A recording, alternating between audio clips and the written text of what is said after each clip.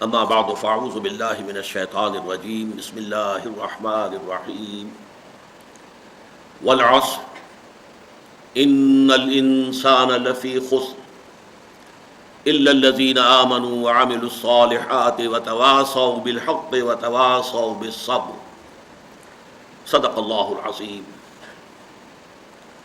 رب اشرح لی صدری ویسر لی امری واحلل عقدۃ من لسانی یفقہوا قولی اللہم ارحمنا بالقرآن العظیم واجعلہ لنا اماما ونورا وہدی ورحمہ آمین یا رب العالمین۔ معزز حاضرین اور محترم خواتین، مطالعہ قرآن حکیم کے جس منتخب نصاب کا سلسلے وار درس آج ہم شروع کر رہے ہیں، اس کا نقطۂ آغاز ہے سورۃ العصر جو ابھی میں نے تلاوت کی ہے، اور مجھے یقین ہے کہ آپ میں سے اکثر حضرات کو یہ سورہ مبارکہ زبانی یاد ہوگی۔ اس ابتدائی نشست میں چاہتا ہوں کہ اس سورہ مبارکہ کے بارے میں 4 تمہیدی باتیں اور تعارفی باتیں آپ نوٹ فرما لیں۔ یہ نہ صرف اس سورہ مبارکہ کے بارے میں بلکہ قرآن مجید کے بارے میں بحیثیت مجموعی بعض تعارفی امور بن جائیں گے۔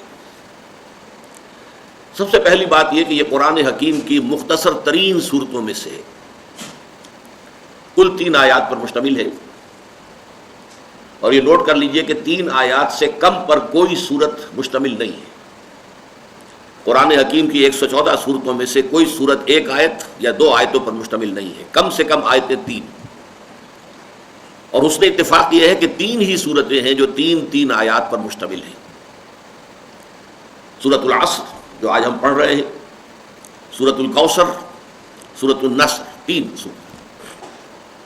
اس کے حوالے سے ایک اور بات بھی، اس کا حوالہ جو ہے آ جائے کہ قرآن نماز کے اندر جن رکعتوں میں سورہ فاتحہ کے ساتھ کچھ اور بھی قرأت کی جاتی ہے، اس کا بھی نصاب جو ہے کم سے کم 3 آیات کا ہے۔ اگرچہ کوئی ایک آیت اگر طویل ہو، جیسے آیت الکرسی ہے، آیت البر ہے، تو معاملہ دوسرا ہے، ایک آیت بھی کفایت کر جائے گی، لیکن یہ کہ عام طور پر اس کا نصاب جو ہے وہ 3 آیات کا ہوتا ہے کہ کم سے کم 3 آیات کی قرأت کی جائے۔ تو پہلی بات یہ کہ یہ قرآن حکیم کی مختصر ترین صورتوں میں سے ایک ہے۔ دوسری بات یہ نوٹ کیجئے کہ یہ قرآن حکیم کی ترتیب نزولی کے اعتبار سے اولین صورتوں میں سے ایک ہے، اور اس ضمن میں یہ بات نوٹ کر لیں، قرآن مجید کی تنزیل میں اللہ تعالیٰ کی حکمت یہ شامل رہی ہے۔ ابتدا میں جو صورتیں نازل ہوئیں وہ حجم میں بہت چھوٹی، لیکن اپنے معانی کے اعتبار سے، مفاہیم کے اعتبار سے، اپنی حکمت کے اعتبار سے واقعتاً بہت پروفاؤنڈ، بہت جامع، بہت بامانی۔ اس کے بعد جیسے جیسے وقت گزرا، آپ کو معلوم ہے کہ پورے قرآن مجید کا نزول جو ہے وہ 23 برس میں مکمل ہوا ہے، 23 برس قمری۔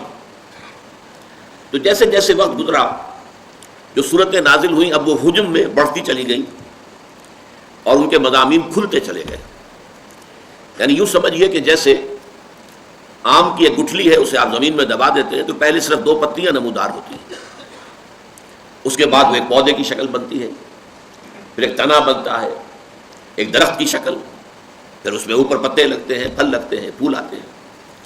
بالکل اسی طرح قرآن مجید کی ابتدائی صورتیں ان گٹھلیوں کے مانند ہیں، بہت مختصر لیکن بہت پروفاؤنڈ، بہت بامانی۔ چنانچہ قرآن حکیم میں سورہ ہود میں اس حکمت کو اللہ تعالیٰ نے باقاعدہ بھی بیان فرمایا۔ الف لام را کتاب احکمت آیاتہ ثم فصلت من لدن حکیم خبیر۔ یہ قرآن حکیم ایک ایسی کتاب ہے جس کی آیتیں پہلے بہت پختہ کی گئی، گاڑھی کی گئی، مضبوط کی گئی، بہت پروفاؤنڈ، اور پھر ان کی تفصیل کی گئی، انہیں واضح کیا گیا، ان کو بیان کیا گیا۔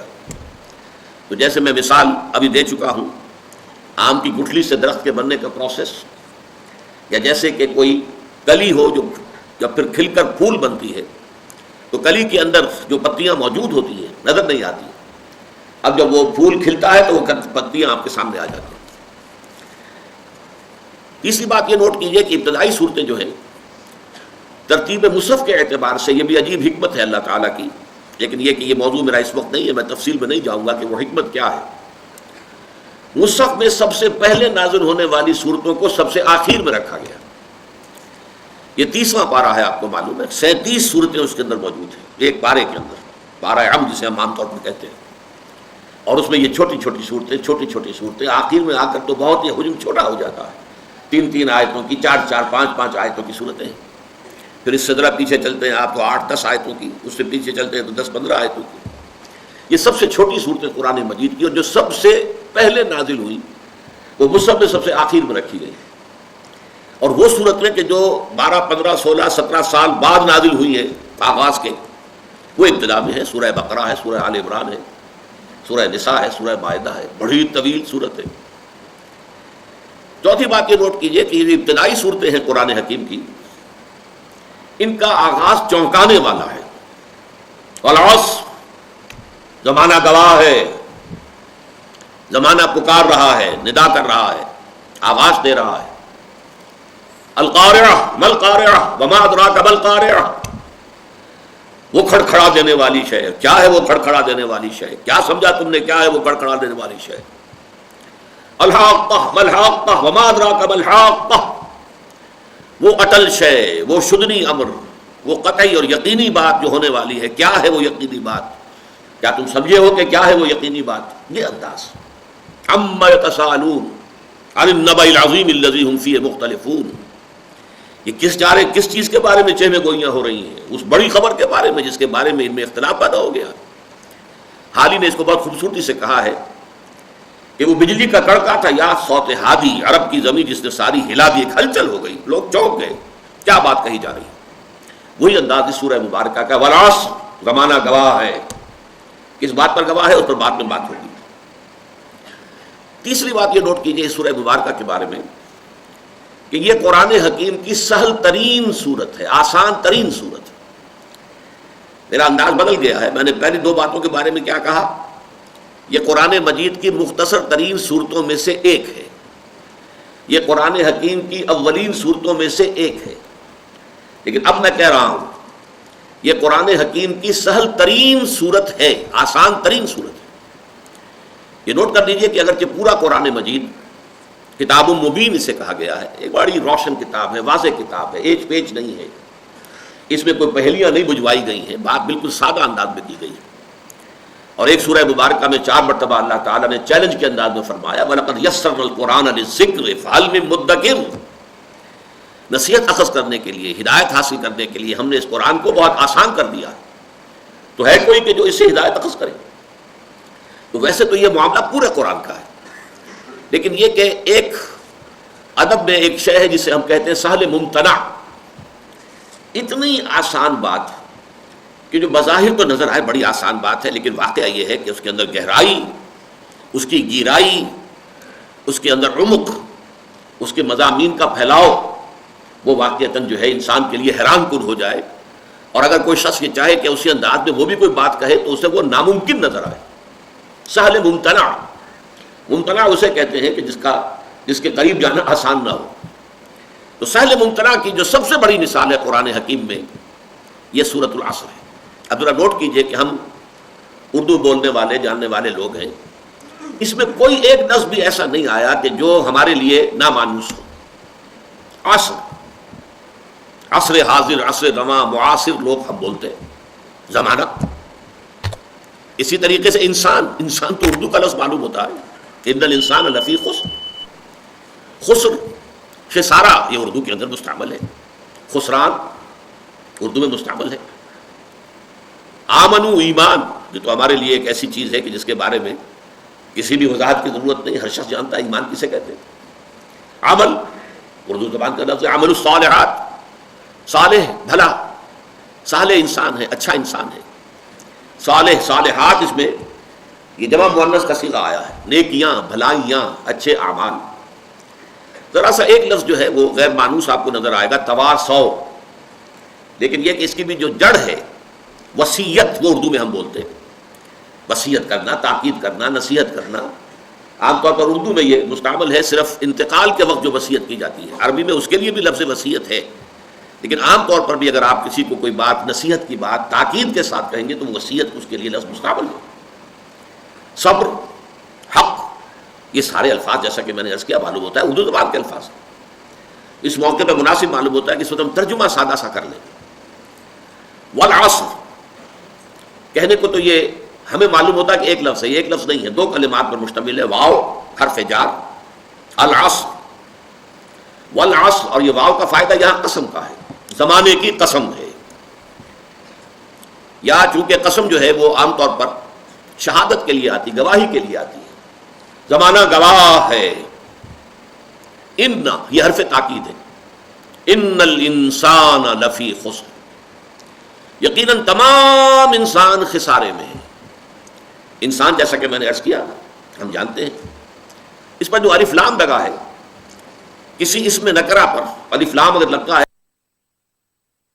معنی پیدا ہوتے ہیں. کوئی معین انسان، لیکن ایک مفہوم یہ بھی ہوتا ہے تمام انسان، اسے حصر کہتے ہیں. ان الانسان، تمام انسان. لام حرف تاکید ہے. لفی خسر، فی پھر حرف جار ہے.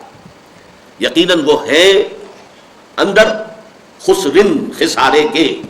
یہ میں نے پرانے انداز کا ترجمہ کیا ہے، فی کو واضح کرنے کے لیے. اندر، بیچ، بیچ خسارے کے، اندر خسارے کے. جب لفظی ترجمہ قرآن مجید میں آپ کبھی دیکھتے ہوں گے تو وہ اس طرح کی ترکیب ہوتی ہے، کیونکہ وہ کوشش ہوتی تھی کہ ہر لفظ کا ترجمہ جو ہے وہ اس کے ساتھ ہی آ جائے.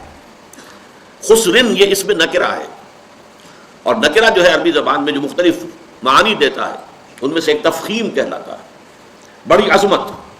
یعنی خسارہ معمولی نہیں، بہت بڑا خسارہ، بہت عظیم خسارہ، بہت بڑی تباہی، بہت بڑی بربادی. تو ترجمہ کیا ہوا؟ دو آیتیں ملا کر ہم نے جب ترجمہ کیا، زمانہ گواہ ہے، تمام انسان عظیم ہلاکت میں ہیں، دو چار ہوں گے عظیم تباہی سے. اس کے بعد الا، یہ حرف استثناء ہے، سوائے ان کے. یہاں پہ اب استثناء ہو رہا ہے، ایکسیپشن. یعنی تباہی جو ہے وہ قاعدہ کلیہ ہے، دیٹ از اے رول. پوری نوع انسانی کے لیے ہلاکت، بربادی، تباہی یہ تو قاعدہ کلیہ ہے، لیکن اس میں ایکسیپشنز ہیں. لیکن وہ ایکسیپشنز کن کے لیے ہیں؟ الا الذین آمنوا، سوائے ان کے جو ایمان لائے. وعملوا الصالحات، اور انہوں نے نیک اعمال کیے، اچھے اعمال کیے، بھلے کام کیے. وتواصوا بالحق، اور انہوں نے ایک دوسرے کو وصیت کی، ایک دوسرے کو نصیحت کی، ایک دوسرے کو تاکید کی، حق کی. یہ پھر تفصیل میں جب ہم جائیں گے تو میں عرض کروں گا کہ حق کے کیا کیا معنی ہیں اور یہ کس قدر جامع لفظ ہے. ابھی ہم صرف ایک رواں ترجمہ کر رہے ہیں. وتواصوا بالصبر، اور جنہوں نے ایک دوسرے کو نصیحت کی، ایک دوسرے کو تاکید کی، صبر کی. تو اب یہ ترجمہ بن گیا، زمانے کی قسم ہے، زمانہ گواہ ہے، تمام انسان عظیم ہلاکت سے دوچار ہونے والے ہیں، سوائے ان کے جو ایمان لائے اور جنہوں نے نیک عمل کیے، اور جنہوں نے ایک دوسرے کو حق کی وصیت اور تاکید کی، اور جنہوں نے ایک دوسرے کو صبر کی نصیحت اور تاکید کی. اب آئیے چوتھی بات کی طرف. چوتھی بات جو اس سورہ مبارکہ کے بارے میں نوٹ کرنے کی ہے وہ یہ ہے کہ یہ قرآن حکیم کی جامع ترین صورت ہے. یہاں پھر میرے انداز کو نوٹ کر لیجئے. میں نے دو باتوں کے بارے میں کہا تھا، مختصر ترین صورتوں میں سے ایک، اولین صورتوں میں سے ایک، لیکن سہل ترین صورت اور جامع ترین صورت. ہو سکتا ہے بعض حضرات کے ذہن میں اشکال آئے کہ سورہ فاتحہ، اس کی عظمت، اس کی فضیلت، کیا اس سے بھی جامع ہے یہ؟ سورۃ الاخلاص بہائی قرآن کے مساوی حضور فرماتے ہیں، کیا اس سے بھی جامع تر ہے؟ تو نوٹ کر لیجئے، میں چاہتا ہوں کہ اس بات کو اچھی طرح سمجھ لیں. دیکھیے، اگرچہ اسلام کی جڑ توحید ہے، بنیاد، اور توحید کے موضوع پر اس میں کوئی شک نہیں کہ جامع ترین صورت سورۃ الاخلاص ہے. قل هو اللہ احد اللہ الصمد لم یلد ولم یولد ولم یکن لہ کفوا احد. لیکن ظاہر بات ہے کہ یہ صرف جڑ کی بات ہوئی ہے، ابھی پورا درخت تو سامنے نہیں آیا. اس پہلو سے ایک خاص اعتبار سے یقیناً عظیم ترین صورت جو ہے سورہ اخلاص ہے. ہمارے دین کے جو جڑ ہے، ایمان کی جو اصل بنیاد ہے توحید. اسی طریقے سے قرآن کا ایک فلسفہ ہے، وہ فلسفہ ہم پڑھیں گے انشاءاللہ اسی منتخب نصاب کا جب دوسرا حصہ شروع ہوگا. اس فلسفے کے اعتبار سے عظیم ترین سورت سورت الفاتحہ ہے. لیکن ظاہر بات ہے کہ فلسفہ اپنی جگہ پر بڑی اہمیت کا حامل ہونے کے باوجود جب ہم دیکھتے ہیں سورت العصر کے اعتبار سے تو وہ ایک جز قرار پائے گا، وہ ایک پہلو ہے. اس کے اعتبار سے یقیناً اور عظمت اس کی ہے. عظیم ترین سورت قرآن مجید کی سورہ فاتحہ ہے، جسے پورے قرآن کے ہم وطن بھی قرار دیا گیا ہے. وَلَقَدْ آتَيْنَاكَ سَبْعًا مِنَ الْمَثَانِي وَالْقُرْآنَ الْعَظِيمِ، قرآن عظیم کہا گیا ہے سورہ فاتحہ کو. ہم نے آپ کو عطا کی ہیں 7 آیتیں جو بار بار دہرائی جاتی ہیں اور جو در حقیقت خود اپنی جگہ پر ایک مکمل قرآن عظیم ہے. لیکن اب نوٹ کیجئے اصل بات، قرآن مجید کا اصل موضوع کیا ہے؟ یہ صرف فلسفے کی کتاب نہیں ہے، یہ صرف توحید کی کتاب نہیں ہے، یہ کتاب ہدایت ہے. ہدی للناس ہدی للمتقین. اصل میں سورہ فاتحہ ہی میں جو ہم ہر رکعت میں نماز کے پڑھتے ہیں اور کہتے ہیں اہدنا الصراط المستقیم، پروردگار ہمیں سیدھے راستے کی ہدایت بخش. وہ صراط مستقیم کیا ہے؟ اس صراط مستقیم، اس راہ ہدایت کے اعتبار سے جامع ترین سورت یہ سورۃ العصر ہے. صراط مستقیم، اس کے سنگ ہائے میل کیا ہے؟ یہ چھوٹی سورت ہونے کے باوجود اس نے صراط مستقیم کے سنگ ہائے میل کو اس طریقے سے اپنے اندر سمو لیا ہے، سمیٹ لیا ہے، جمع کر لیا ہے کہ اس کی عظمت کو امام شافعی رحمۃ اللہ علیہ بیان فرماتے ہیں. اب دیکھیے میں ان کا قول نقل کر رہا ہوں. ائمہ اربعہ میں سے بہت اونچا مقام ہے امام شافعی کا، اگرچہ امام اعظم ہمارے نزدیک فقیہ ہونے کے اعتبار سے اور اسلام کے قانونی پہلو کے اعتبار سے سب سے بڑا جو مقام سب سے اونچا ہے وہ امام ابو حنیفہ رحمۃ اللہ علیہ کو حاصل ہے. لیکن واقعہ یہ ہے کہ بعض اعتبارات سے امام شافعی کا رتبہ بہت بلند ہے. ان کی تصنیف کتاب الام بہت ضخیم اور آج بھی وہ بڑی عظیم عظمت کی حامل مانی جاتی ہے. اصول فقہ انہوں نے مرتب کیے سب سے پہلے. بہرحال امام شافعی کا تھوڑا سا تعارف کرانے کے بعد اب ان کے 2 قول میں آپ کو سنانا چاہتا ہوں. ایک قول کے مطابق فرماتے ہیں لو تدبر الناس هذه السورۃ لوسعتهم، اگر لوگ صرف اس ایک سورت پر تدبر کریں، غور و فکر کریں، سوچ وچار کریں تو یہ ان کی ہدایت کے لیے کافی ہو جائے گا. ایک اور قول جسے مفتی محمد عبدہ کا بہت مشہور ہے تفسیر پارہ عم، اس میں انہوں نے نقل کیا ایک اور قول. وہ کہتے ہیں قرآن مجید میں اگر اس سورہ عصر کے سوا اور کچھ نازل نہ ہوتا تب بھی یہ لوگوں کے لیے کافی تھی. لو لم ينزل من القرآن سواها، اگر قرآن مجید میں سوائے اس ایک سورت کے اور کچھ نازل نہ ہوتا لکفت الناس، یہ لوگوں کی ہدایت کے لیے کفایت کرنے والی صورت ہے. یہ عظمت ہے اس سورہ مبارکہ کی. اس کا تھوڑا سا تجزیہ کر لیجیے. میرے نزدیک قرآن مجید کے جو مضامین ہیں ان کا ایک مکمل انڈیکس اس صورت میں موجود ہے. جن حضرات نے شاہ ولی اللہ دہلوی رحمۃ اللہ علیہ کا جو مشہور رسالہ ہے جو انہوں نے اصول تفسیر پر لکھا ہے الفوز الکبیر، اس کا مطالعہ کیا ہے. شاہ صاحب نے قرآن مجید کے مضامین کو 5 حصوں میں تقسیم کیا ہے. میں بھی 5 ہی حصوں میں تقسیم کر رہا ہوں اس صورت کے اعتبار سے، لیکن ذرا الفاظ مختلف ہیں، عنوانات مختلف ہیں. میں اس صورت کے الفاظ کو عنوان بنا رہا ہوں. قرآن مجید میں آپ دیکھتے ہیں کہ خاصا بڑا حصہ قرآن مجید کا تاریخی تفاصیل پر مشتمل ہے. سابقہ انبیاء و رسول کے حالات، رسولوں کی قوموں پر آنے والے عذاب کی تفاصیل، یہ نوع انسانی کی تاریخ ہے. پھر یہ کہ ازل میں جو واقعات ہوئے، تخلیق آدم کا مسئلہ ہے، پھر جو فرشتوں کو حکم دیا گیا سجدے کا، ان کو آدم کو جنت میں رکھا گیا، یہ بھی تو ایک تاریخ کا حصہ ہے، انسانی تاریخ. اور پھر یہ کہ ابد کا معاملہ جو آنے والا ہے، اس سب کو آپ نوٹ کیجئے. زمانہ در حقیقت اس سب کو کور کر رہا ہے. زمانہ کیا ہے یہ میں بھی اس کے بعد انشاءاللہ تفصیل سے عرض کروں گا کہ اس میں کیا مباحث ہیں، کیونکہ ماہیت زمان جو ہے یہ فلسفے کے مشکل ترین مسائل میں سے. لیکن یہ ہے کہ یہاں زمانہ جو ہے یوں سمجھیے کہ ایک چادر کے مانند تنا ہوا ہے ازل سے ابد تک، اور یہ زمانہ چشمدید گواہ ہے کہ کیا ہو رہا ہے. اس زمانے نے قوم نوح کو غرق ہوتے دیکھا ہے، اسی زمانے نے قوم ہود کو برباد ہوتے ہوئے دیکھا ہے.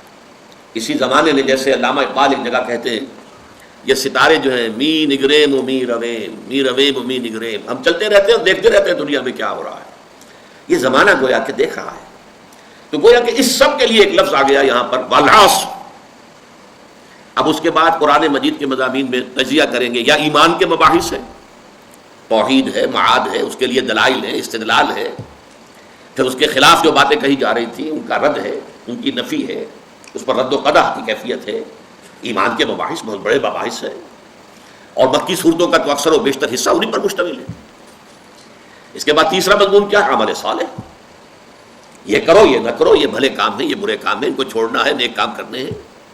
اب اس کے لیے آپ کو معلوم ہے عمل صالح کا پہلا منزل کیا ہے؟ انفرادی شخصیت کیسی ہونی چاہیے، انفرادی سیرت و کردار میں کیا چیزیں ہونی چاہیے، کیا اوصاف، کیا چیزیں اپنے اندر پیدا کرنی چاہیے، معاشرے کی کیا اقدار ہونی چاہیے، معاشرتی اقدار کیا ہے، کیا اصول ہونے چاہیے. تنظیم معاشرہ، پہلے سب سے پہلے تنظیم خاندان، جسے کہ شاہ ولی اللہ کہتے ہیں تدبیر منزل. منزل کہتے ہیں نا مکان کو، فلاں منزل فلاں منزل، یہ منزلوں کے مکانوں کے نام ہوا کرتے تھے. جیسے وزیر مینشن، وزیر منزل، تو تدبیر منزل. پھر یہ کہ ایک معاشرہ جب وجود میں آتا ہے، پھر ریاست وجود میں آتی ہے، اس کے کیا اصول ہونے چاہیے، کیسے اس کو چلانا چاہیے. یہ ساری چیزیں عمل صالح کے اندر آ گئی. تیسرا مضمون قرآن مجید کا بہت اہم، بہت اہم، دعوت اللہ، دعوت الحق، امر بالمعروف، نہی عن المنکر، شہادت حق، اقامت دین، جہاد فی سبیل اللہ. اور ان سب کے لیے عنوان تواصوا بالحق. اور اس کے بعد مضامین صبر کرو، یا ایھا الذین آمنوا اصبروا وصابروا ورابطوا واتقوا اللہ. صبر کرو، مصیبت میں صبر کرو، آزمائشوں میں صبر کرو، مخالفین کی طرف سے پرسیکیوشن ہو صبر کرو، میدان جنگ میں نقد جان ہتھیلی پر رکھ کر حاضر ہو جاؤ. یہی تو مضامین قرآن مجید کے ہیں. یہ 5 مضامین، ایک عصر کے حوالے سے تمام تاریخی مباحث، اس کے لیے عنوان والعصر. ایمانیات کے سارے مباحث الا الذین آمنوا. پھر تمام اعمال، اخلاق، انفرادی سے لے کر ایک تنظیم ملت اور تاسیس ریاست تک کے سارے معاملات عمل صالح. پھر تمام نیکی کا پرچار، حق کی دعوت، حق کی اشاعت، اس کے لیے تواصی بالحق. اور پھر صبر، مصابرت، ڈٹے رہنا، جھیلنا، تکلیف برداشت کرنا، اس لیے کہ تواصی بالحق کو آسانی سے پسند نہیں کیا جائے گا. الحق مرن، حق تو کڑوا ہوتا ہے. جب بھی آپ حق کی بات کریں گے پھر آزمائش آئے گی، پھر تکلیفیں آئیں گی، پھر مصیبتیں آئیں گی. اس لیے کہ دنیا میں حق کو پسند کرنے والے لوگ نہیں. یہ 4 باتیں ہیں جو میں نے عرض کی ہیں، بڑی ابتدائی. پھر نوٹ کر رہا ہوں، یہ قرآن حکیم کی مختصر ترین صورتوں میں سے ایک ہے. یہ قرآن حکیم کی ترتیب نزولی کے اعتبار سے اولین صورتوں میں سے ایک ہے. یہ قرآن حکیم کی سہل ترین صورت ہے، سہل ممتنع کی سب سے بڑی مثال. اور نمبر 4، یہ قرآن حکیم کی جامع ترین صورت ہے. اب آئیے ذرا اس کا تجزیہ کیجئے گرامر کے اعتبار سے. دیکھیے، والعصر ان الانسان لفی خسر الا الذین آمنوا وعملوا الصالحات وتواصوا بالحق وتواصوا بالصبر. آیتیں 3 ہیں، لیکن ذرا غور کریں گے تو معلوم ہوگا جملہ ایک ہی ہے. اس لیے کہ والعصر، زمانے کی قسم ہے، زمانہ گواہ ہے. بات تو پوری نہیں ہوئی. اسے آپ جملہ نہیں کہیں گے، کلام تام نہیں کہیں گے، مکمل بات نہیں ہوئی. اس لیے کہ جب تک قسم کے ساتھ جواب قسم نہ ہو کہ کس بات پر قسم کھائی جا رہی ہے. اللہ کی قسم، بھائی ہاں بھائی کس بات پر اللہ کی قسم کھا رہے ہیں. تو والعصر جو ہے، اب اس کو عربی گرامر میں کہتے ہیں مرکب ناقص. یہ مکمل جملہ نہیں ہے، یہ کلام تام نہیں ہے، بلکہ مرکب ناقص ہے. والعصر ان الانسان لفی خسر، یقیناً انسان، تمام انسان خسارے میں ہے، گھاٹے میں ہے، ٹوٹے میں ہے، ہلاکت اور بربادی سے دوچار ہونے والے ہیں. یہ درمیانی آیت جو ہے مکمل جملہ ہے اپنی جگہ پر، ان الانسان لفی خسر. لیکن اب آئیے تیسری آیت، الا الذین آمنوا وعملوا الصالحات وتواصوا بالحق وتواصوا بالصبر. اب یہاں اللہ سے بات شروع ہو رہی ہے. یہ بھی جملہ نہیں ہے، اس لیے کہ استثناء میں جب تک کہ مستثنیٰ منہ کا تذکرہ نہ آئے. کس چیز سے مستثنیٰ کر رہے ہیں آپ؟ جب تک کہ اس کا ذکر نہیں آئے گا تو محض استثناء جو ہے وہ تو کوئی مفہوم جو ہے اپنا کنوے نہیں کرتا. تو ایسے تینوں جو ہے یہ آیتیں مل کر ایک جملہ بنا. زمانے کی قسم ہے اور زمانہ گواہ ہے. تمام انسان خسارے میں ہیں، ٹوٹے میں ہیں، تباہ اور برباد ہوں گے. الا الذین آمنوا وعملوا الصالحات وتواصوا بالحق وتواصوا بالصبر، سوائے ان کے جو ایمان لائے اور جنہوں نے نیک عمل کیے اور جنہوں نے ایک دوسرے کو حق کی نصیحت کی اور جنہوں نے ایک دوسرے کو صبر کی نصیحت کی. ایک اور اعتبار سے نوٹ کیجئے، جو مرکزی آیت ہے وہی اس سورہ مبارکہ کی اصل جو ہے جان ہے. ان الانسان لفی خسر، یہ پہلی آیت کے ساتھ مل کر بھی جملہ مکمل ہو جاتا ہے. والعصر ان الانسان لفی خسر، جملہ مکمل ہے. اور یہ تیسری آیت کے ساتھ مل کر بھی جملہ مکمل ہو جاتا ہے. ان الانسان لفی خسر الا الذین آمنوا وعملوا الصالحات وتواصوا بالحق وتواصوا بالصبر. تو یہ تین آیتوں میں ویسے بھی عددی اعتبار سے بھی مرکزی ہے اور مضمون کے اعتبار سے بھی مرکزی ہے. اب آئیے ذرا ہم غور کریں. خسران انسانی کا جو نقشہ اس صورت میں کھینچا گیا ہے، جس کے لیے میں ایک لفظ استعمال کرنا چاہتا ہوں، آپ نے سنا ہوگا فلسفے اور ادب کے میدان میں دی ڈیوائن کامیڈی. میں اس کے برعکس ایک لفظ استعمال کر رہا ہوں، دی ہیومن ٹریجڈی، انسانی المیہ. تمام انسان خسارے میں ہیں، تمام انسان ٹوٹے میں ہیں، تمام انسان بربادی سے تباہی سے دوچار ہونے والے ہیں. اس سے بڑی ٹریجڈی کیا ہوگی؟ اس سے بڑا حزنیہ کیا ہوگا؟ اس کے کیا کیا پہلو ہیں، اس کو نوٹ کر لیجیے. سب سے پہلے تو مشاہدہ کیجیے انسانوں کی عظیم اکثریت کیسی کیسی مشکلات کے ساتھ دوچار ہوتی ہے. عظیم اکثریت وہ ہے کہ جو کمر توڑ دینے والی مشقت کرنے کے باوجود 2 وقت پیٹ بھر کر کھانا نہیں کھا سکتے، جن کے بچوں کو علاج کی سہولت میسر نہیں. مشقت، محنت، تکلیف، نسل محنت و مشقت. محنت و مشقت کے اعتبار سے تو ہم یہ کہہ سکتے ہیں کہ انسان بھی لدو اونٹ کے مانند ہے یا کولو کے بیل کے مانند ہے. لیکن حیوان اور انسان میں اس اعتبار سے بڑا فرق ہے. انسان میں احساسات، رنج، غم، صدمہ. کسی جانور کا بچہ جب جوان ہو گیا، اس کے بعد وہ جانے اس کی زندگی علیحدہ ہے، والدین کی علیحدہ ہے. والدین بھی پتہ نہیں کہ ان کا جوڑا ہے کہ نہیں مستقل. لیکن یہاں کیا ہوتا ہے؟ یہاں جس اولاد کو پالا پوسا، جنہیں اپنے جگر کے ٹکڑا سمجھ کر اور اپنا پیٹ کاٹ کر جن کو پالا ہے، اگر وہی بیٹا جوان ہو کر سینہ تان کر بات کرتا ہے، یا جیسا کہ آپ سنتے ہیں باپ پر ہاتھ اٹھا لیا ہے، ماں کو مار دیا ہے، قتل کر دیا ہے، جو صدمہ اس وقت انسان کو ہوتا ہے کیا کسی حیوان کو ہوتا ہے؟ یہ صدمات، یہ رنج و غم. قرآن مجید میں ایک پوری سورہ مبارکہ ہے اسی پر، جس کا مرکزی مضمون یہی ہے. لا اقسم بهذا البلد وانت حل بهذا البلد ووالد وما ولد لقد خلقنا الانسان في كبد. میں جو ابتدائی قسمیں ہیں ان کو اس وقت تشریح نہیں کروں گا، اس لیے کہ وہ ہمارا اس وقت کا موضوع نہیں ہے. جس پر قسمیں کھائیں اللہ نے 3، لا اقسم بهذا البلد وانت حل بهذا البلد ووالد وما ولد. 3 قسمیں کھا کر بات کیا کہی؟ ہم نے انسان کو محنت اور مشقت ہی میں پیدا کیا ہے. محنت اور مشقت ہر انسان کا مقدر ہے. عام طور پر سمجھا یہ جاتا ہے کہ غریب لوگوں کے لیے یہ معاملہ ہے. نہیں، اصل میں محنت اور مشقت کی شکلیں مختلف ہیں. کوئی شخص دفتر میں بیٹھا ہوا مشقت کر رہا ہے، کسی کی ذہنی مشقت زیادہ ہے، کسی کی جسمانی مشقت زیادہ ہے. یہ جسمانی مشقت والا جو ہے تھک ہار کر رات کو سوتا ہے تو صبح کی خبر لائے گا، وہ پوری طرح ٹانگیں پھیلا کر سوتا ہے. اور یہ جو ذہنی مشقت کرنے والے ہیں، لمبی لمبی کاروں میں چلنے والے اور بڑے بڑے محلوں میں رہنے والے، ایئر کنڈیشنڈ آفیسز اور بنگلوں میں رہنے والے، ان کی راتوں کی نیند حرام ہو جاتی ہے. ان کو جو مسائل درپیش ہوتے ہیں، انہیں جو صدمے ہوتے ہیں، انہیں جو فرسٹریشنز ہوتی ہیں، یہ نقصان ہو گیا ہے، یہ معاملہ ہو گیا ہے، فلاں نے یہ کر دیا ہے، فلاں پرابلم پیدا ہو گیا ہے، یہ ساری چیزیں جو ہیں یہ اس غریب مزدور کے لیے نہیں ہوتی. آپ کو معلوم ہے ہپنوٹکس کی ضرورت جو ہے انہیں عمرا کو ہوتی ہے، سیڈیٹیوس کی ضرورت انہیں کو ہوتی ہے، ٹرینکولائزرز انہیں کو چاہیے، انہیں نرم گدیروں کے اوپر نیند نہیں آتی. تو مشقت اور محنت ہر ایک کے لیے ہے. صدمہ، غالب نے بہت خوب کہا تھا، قید حیات و بند غم اصل میں دونوں ایک ہیں. موت سے پہلے آدمی غم سے نجات پائے کیوں؟ یہ انسان کا مقدر ہے، یہ تو ہو کر رہنے والی شے ہے. غم تو رہے گا، صدمہ رہے گا.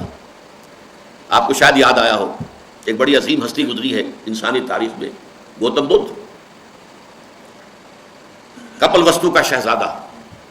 At the prime of his youth, 30 برس کی عمر، اس نے مشاہدہ کیا لوگوں کو، لوگ دکھوں میں ہیں، لوگوں کے لیے مصیبتیں ہیں، لوگوں کے لیے تکلیفیں ہیں. ایک اندھا آدمی دیکھا، اس نے چلتا ہوا جو ٹھوکر کھا کے گرا اس کی نگاہوں کے سامنے. اس نے سوچا یہ کیا ہو رہا ہے، کیوں ہے یہ اندھا کیوں ہے؟ کسی کو اندھا پیدا کر دیا جاتا ہے، پیدائش کے اندھا. کسی والدین کے سامنے اس کا بچہ جو ہے دم توڑ رہا ہے، کچھ نہیں کر سکتے. ٹک ٹک دیدم دم نہ کشیدم، جا رہا ہے تمہارے ہاتھوں میں سے، نکل رہا ہے، جا رہا ہے. قرآن مجید میں بھی سورہ واقعہ میں قسم کھائی گئی ہے، فلولا ان کنتم غیر مدینین ترجعونها ان کنتم صادقین. واپس لے سکتے ہو تو لے لو، موت کے پنجے سے چھڑا لو اگر تمہارے اندر کوئی طاقت ہے. نہیں جا رہا ہے، رو رہے ہیں. یہی وجہ ہے کہ پھر وہ اس فکر میں یہ دکھ کیوں ہے انسان کا مقدر، اس کا سبب تلاش کرنے کے لیے پھر اس سے نکلنے کا راستہ کیا ہے، اس سے نجات کیسے ہوگی، نروان کیسے ملے گا. پھر آپ کو معلوم ہے 30 برس کی عمر میں جوانی کا دور، جوان بیوی کو رات کو سوتے ہوئے چھوڑ کر گیا ہے، شیر خاک بچہ چھوڑ کر گیا، محل چھوڑ کر جا کر خاک چھانی ہے، کہاں کہاں پھرا ہے، کن کن رشیوں منیوں کی خدمتیں کی ہیں، کہاں کہاں گیا ہے، کتنا وقت لگایا ہے، کن کن جنگلات جو ہے اس کے خاک چھانی ہے اس نے. بہرحال اسے کیا ملا کیا نہیں ملا یہ میں اس سے بحث نہیں کرتا، اس لیے کہ ظاہر بات ہے کہ وہ حضرت مسیح علیہ السلام سے بھی قبل کی شخصیت ہے، اور اکثر لوگوں کی تعلیمات بگڑ گئی ہیں. حضرت مسیح علیہ السلام کی تعلیمات اگر قرآن مجید ہمیں نہ بتائے تو ہمیں کیسے معلوم ہو کہ ان کی اصل تعلیم کیا تھی. عیسائی جس مسیح کو ماننے والے ہیں اس مسیح کو تو ہم نہیں مانتے، اللہ کا بیٹا تو ہم نہیں مانتے، لیکن اگر قرآن مجید واضح نہ کرتا تو ہمیں کیسے معلوم ہوگا. اسی طرح گوتم بدھ کے بارے میں جو کچھ کہتے ہیں ان کے ماننے والے، اس کی طرف نہ جائیے، وہ کیا تھا حقیقت میں ہم نہیں جان سکتے.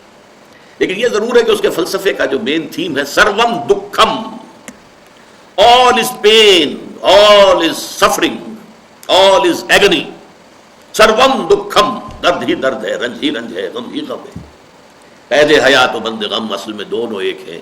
موت سے پہلے آدمی غم سے نجات پائے گا.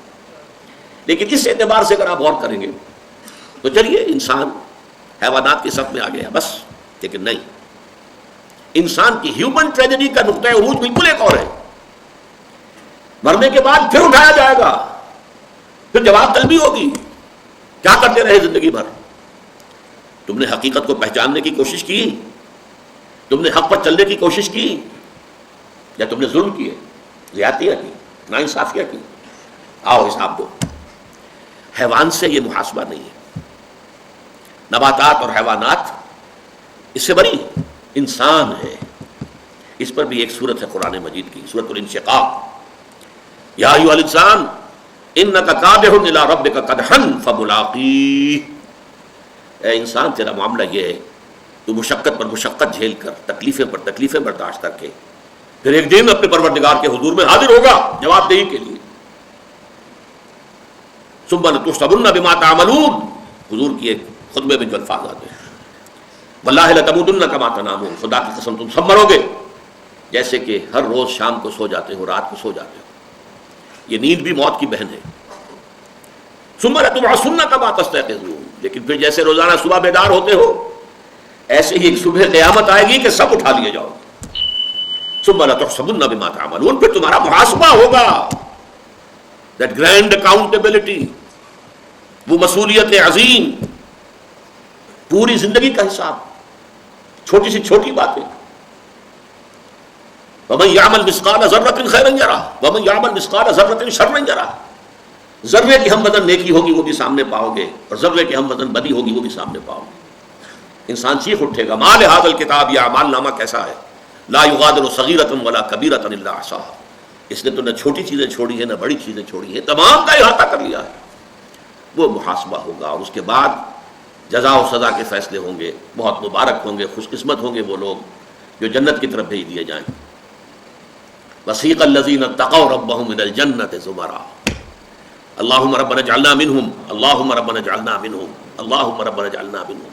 اور کتنے بدبخت ہوں گے وہ، خسران عظیم.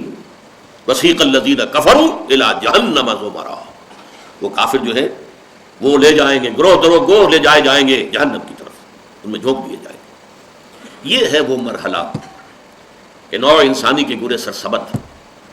حضرت ابو بکر کے بارے میں آتا ہے رضی اللہ تعالیٰ عنہ، اس احساس کے تحت کہ ایک روز اللہ کے سامنے کھڑے ہونا ہے محاسبے کے لیے. ایک عجیب کیفیت میں کہا کرتے تھے کاش کہ میں درخت پر چہچہاتی ہوئی ایک چڑیا ہوتا جس سے کوئی محاسبہ نہیں ہے، حساب کتاب نہیں ہے. کاش کہ میں گھاس کا ایک تنکا ہوتا جس سے کوئی حساب کتاب نہیں ہے. وہ سوکھ جاتی ہے تو آگ میں جلا دی جاتی ہے، بات ختم ہو جاتی ہے، حساب کتاب نہیں۔ کہنے والا کون ہے؟ ابو بکر صدیق رضی اللہ تعالی عنہ۔ قرآن مجید بھی کہتا ہے، سورہ عما یتساءلون جو ہے اس میں یہی تو لفظ آیا ہے، آخری آیت کیا ہے؟ یقول الکافر یا لیتنی کنت ترابا، ہائے کاش کہ میں مٹی ہوتا، شرف انسانیت مجھے حاصل نہ ہوا ہوتا۔